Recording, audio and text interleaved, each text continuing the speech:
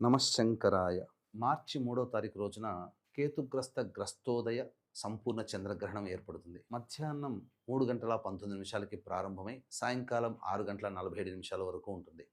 అయితే చాలామంది మనకు చెప్తున్నటువంటి శాస్త్ర ప్రకారం చంద్రోదయం 6:19 కాబట్టి చాంద్రమానాన్ని అనుసరించి ఏదైనా గ్రహణాన్ని కనిపించే సమయమే మనకు ప్రధానం కాబట్టి 6:19 నుంచి 6:47 వరకే లెక్కలోకి తీసుకోవాలి అని.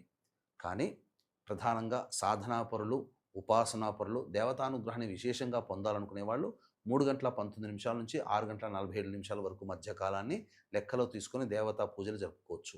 అయితే ఈ సందర్భంగా ఆ యొక్క గ్రహణం ఏర్పడుతున్నటువంటి సమయంలో అంతరిక్షం నుంచి విషవాయువులు డైరెక్ట్గా మన భూమి మీదకి ప్రసరిస్తాయి కాబట్టి ఆ ఇంటిని అంతా కూడాను తలుపులు కిటికీలన్నీ మూసివేసి పూజా మందిరం అంత దగ్గర కూడాను